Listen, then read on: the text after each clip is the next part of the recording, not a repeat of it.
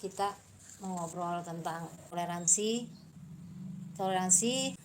yang berkaitan dengan kemanusiaan, berkaitan dengan terorisme. Teror itu kan suatu perbuatan yang mengganggu gitu ya. Kalau bahasa sederhananya begitu kan, mengganggu orang lain. Dengan alasan itu kita bisa membicarakan lebih lanjut. Jadi teror atau terorisme, perbuatan mengganggu orang lain itu yang melakukannya itu kan disebut teroris ya. Ini dalam skala macam-macam atau dalam segala bentuknya gitu. Nah, para teroris ya kita sebutkan yang melakukan teror itu disebutnya teroris. Teroris itu mengorbankan orang lain. Ketika dia mengganggu orang lain, dia berarti mengorbankan orang lain kan, untuk meraih yang dia inginkan gitu, atau meraih apa yang dia inginkan, atau mungkin kesenangan yang dia inginkan. Terorisme ini biasanya dalam arti yang negatif ya, yang disebut terorisme ini. Dia bukan dalam hal untuk membela diri, bukan. Tapi dia memang agresif, jadi agresor. Dia sebagai agresor biasanya. Yang kita maksud di sini itu agresor. Dia melakukan teror yang dia pelakunya itu sebagai agresor. Kenapa dia ketika orang melakukan teror atau dia sebagai teroris atau melakukan terorisme, dia pastinya ya, karena dia mengganggu tidak dengan alasan yang dibenarkan, dia itu bermaksud untuk meraih hal yang kepentingan dirinya sendiri, untuk kenikmatan dirinya sendiri, kesenangan dirinya sendiri, tujuan pragmatis untuk dirinya sendiri. Itu bisa kita katakan dia sudah melakukan intoleransi. Dia tidak toleran. Kenapa? Karena kan dia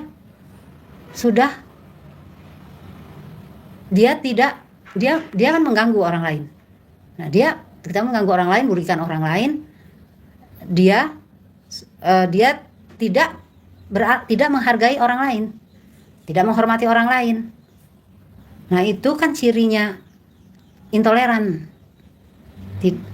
Kalau kita bilang intoleran itu menghargai dan menghormati orang lain, atau perbedaan bersamaan dengan orang lain, yang berarti kita menghormati orang lain kan gitu. Itu kan berarti toleran. Nah, kalau kita sebaliknya, berarti intoleran. Mereka orang yang melakukan itu berarti intoleran. Dia sudah melakukan intoleransi. Nah, dan intoleransi ini harus dilawan, karena perbuatannya itu, teror yang dilakukannya itu, atau perbuatan mengganggunya itu, yang perbuatan intolerannya itu mengganggu orang lain, merugikan orang lain, bahkan juga bisa membahayakan orang lain. Walaupun juga mungkin membahayakan diri sendiri, tapi juga sudah membahayakan orang lain, sudah mengganggu orang lain, merugikan orang lain. Makanya harus dilawan, tidak bisa dibiarkan. Dan kan kita juga sudah tahu ya, kalau seorang melakukan tindakan intoleransi, pasti akan timbul konflik. Nah, ini kalau sudah timbul konflik, sudah akan bikin kekacauan di konflik dengan orang lain. Ya kan, timbul konflik pasti dengan orang lain. Nah, gesekan dengan orang lain. Nah, itu pasti juga akan sudah menimbulkan dalam tanda kutip kekacauan. Makanya juga tidak boleh dibiarkan, harus diselesaikan. Banyak contohnya kan. Nah, kalau yang sekarang kita mau ngobrol ini berkaitan juga nih dengan yang sekarang kita sedang dunia hadapi kan. dihadapi oleh secara globalnya, oleh dunia nih, hampir semua. Jadi hampir di dunia ini bakal terimbaskan oleh dengan aksi intoleransi yang dilakukan oleh Israel dan Amerika. Kita sudah tahu kan apa aja yang mereka lakukan, sudah tahu kan yang dilakukan oleh intoleransi yang dilakukan oleh Amerika, Israel, dan sekutu-sekutunya Israel ya. Tapi yang kita bahas sekarang ini yang sedang bergejolak ini kan, yang tampak di permukaan ini kan Amerika dan Israel. Yang sekarang ini menyerang Iran, yang tampak sekarang terlihat nyata ya. Kalau Amerika kemarin sudah banyak yang membahas kan, media sosial juga, yang mereka demi kepentingannya untuk mereka melakukan Amerika itu melakukan intoleran. Mereka melakukan, sebelum menyerang Iran ini mereka melakukan penyerangan ke Venezuela ya, dan mungkin disebut penyerangan kecil dah ya, untuk melumpuhkan gitu, kemudian menculik tanpa alasan yang dibenarkan gitu, menculik paksa presidennya juga beserta istrinya. Jadi ini untuk kepentingannya dia kan, ini kepentingannya dia. Amerika tuh ingin Venezuela itu tidak merugikan dia gitu, tidak merugikan Amerika. Jadi dia ingin pemerintahan Venezuela itu nurut gitulah istilahnya pada Amerika. Nah itu kita bisa lihatlah, itu banyak, mungkin teman-teman juga sudah tahu kan ceritanya. Mereka Amerika dan ini Israel dibantu Amerika ini sudah terang-terangan juga ini melakukan tindakan teror dan sudah bertindak sebagai teroris ya, mengganggu orang lain, mengganggu negara lain dengan menyerang Iran.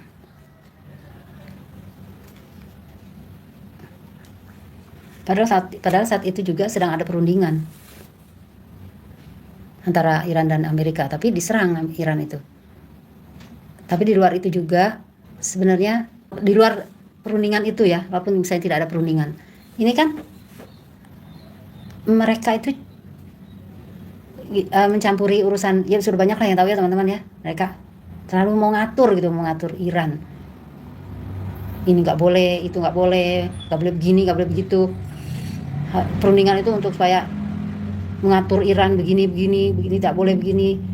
Nah itu yang semuanya itu supaya Iran atau mereka melindungi kepentingan mereka gitu, melindungi Amerika dan Israel dan Amerika, atau terlebih Israel ini ya, untuk melindungi kepentingan mereka. Jadi mau ngatur-ngatur Iran atau ngatur-ngatur negara lain seperti Venezuela gitu kan.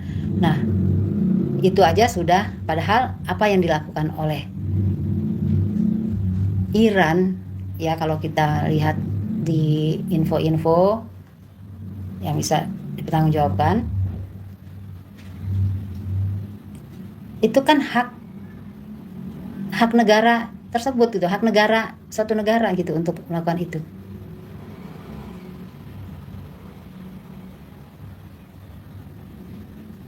Kalau misalnya jadi saya nggak mau ngomong tentang banyak ya, misalnya itu nanti bisa dilihat, saya cuma ngomong konsepnya saja. Jadi apa yang dilakukan, mereka mau mengatur-ngatur suatu negara supaya melindungi diri mereka sendiri, melindungi Amerika, kepentingan Amerika dan Israel ini. Jadi negara-negara itu diatur supaya tidak membawa kerugian kepada mereka. Nah itu tindakan Israel dan Amerika ini sangat membahayakan negara lain, jadinya negara-negara lain semua harus mau diatur menurut keinginan mereka. Ya sudah, jadi begini. Jadi intinya, karena itu kan itunya ya alasannya.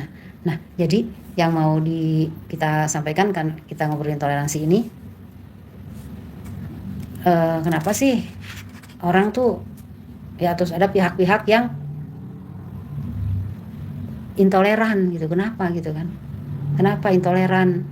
Kenapa mereka melakukan intoleransi?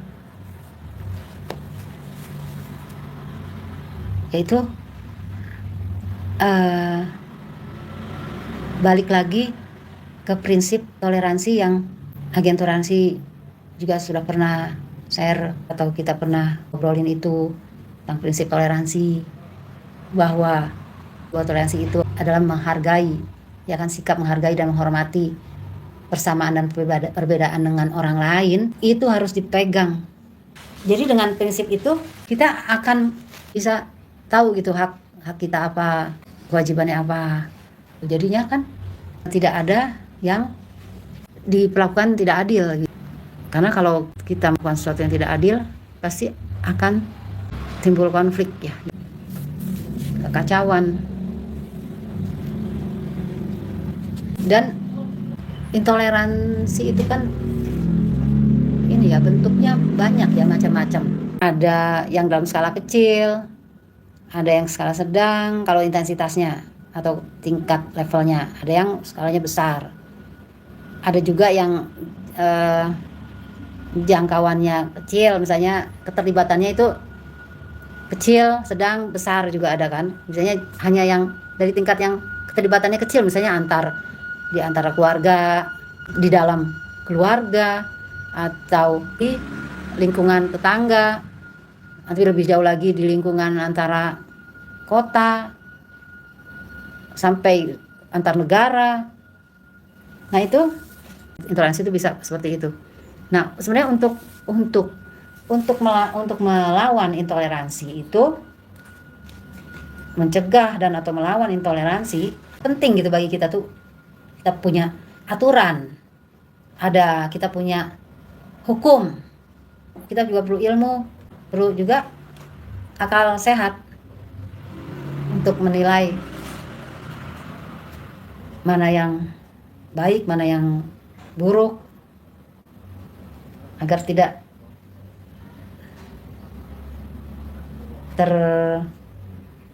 terjebak melakukan tindakan intoleran. Ilmu dan akal sehat itu ilmu ya, kita untuk akal kita untuk berpikir, kita kan kalau mau berpikir ya menggunakan akal sehat, kita juga perlu ilmu kan, perlu data-data, perlu info-info yang nantinya akan diolah gitu kan oleh akal kita, dan akal sehat kita ini akan bisa menilai ya ini baik, ini buruk. Jadi nanti kita sudah tahu gitu, kalau buruk ya jangan dikerjakan, harusnya kan begitu.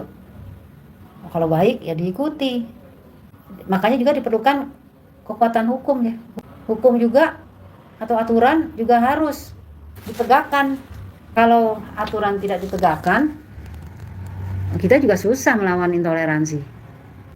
Kita mau melawan intoleransi, tapi pihak yang berwenang gitu ya, misalnya pihak berwenang, misalnya kalau dalam satu negara nih atau daerah, pihak yang berwenang tidak menegakkan hukumnya, aturannya.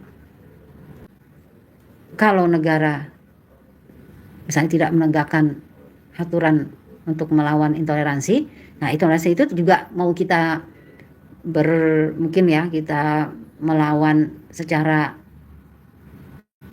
individual gitu atau berkelompok juga mungkin akan susah ya, kalau misalnya dalam jangkauan yang skala yang berat gitu misalnya, itu kan susah untuk mencegah mereka, terus melumpuhkan lah tindakan mereka supaya mereka tidak melakukannya lagi. Sama seperti di skala tinggi lagi, seperti di dunia gitu. Ini biasanya kan di skala dunia nih ya, ada persatuan bangsa-bangsa kan. Dia nih, lembaga ini nih yang biasanya kan mengawasi hubungan antar negara, menjadi tempat komplain, mengeluh suatu negara, misalnya ada masalah dengan negara lain. Nah itu kan dari PBB kan, Persatuan Bangsa-Bangsa ini yang biasanya namanya juga Persatuan Bangsa-Bangsa kan, untuk mendamaikan kan, berarti kan memberikan, mungkin dari judulnya itu kita bisa ambil pengertian tujuannya ya untuk PBB ini untuk memberikan kedamaian kan di bumi kan, di dunia. yang kita balik lagi jadinya. Masalah Palestina juga belum selesai kan. Sekarang tambah lagi Israel ini mengagresi, Israel Amerika menyerang Iran. Ini mestinya banyak negara-negara di dunia ini yang tergabung di PBB kan, tapi tidak berdaya gitu untuk melawan kejahatan yang dilakukan oleh negara-negara agresor ini. Nah ini kenapa bisa seperti itu? Itu kan ya banyak sih kompleksnya masalahnya. Kalau kita lihat info-info, kita dengar info-info, itu masalahnya memang kompleks. Tapi pasti itu ada ketidakadilan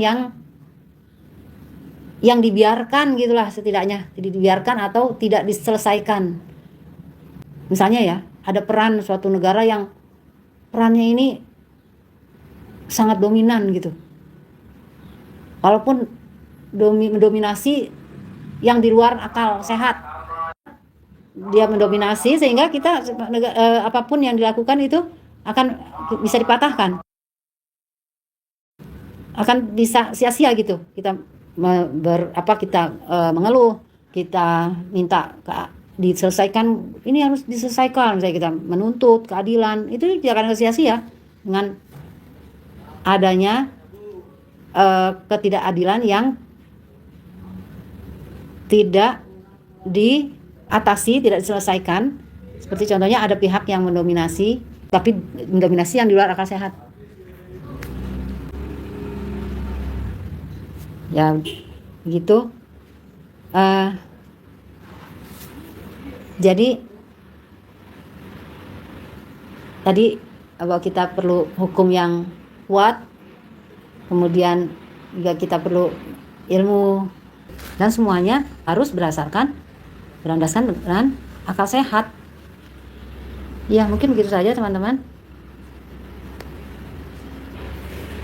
Jadi kita mesti tetap ya semangat ya untuk melihat, menggunakan akal sehat kita. Salah satunya mencari info-info yang benar dan valid, sehingga kita tidak terjebak dengan berita-berita yang hoax, disinformasi maupun misinformasi.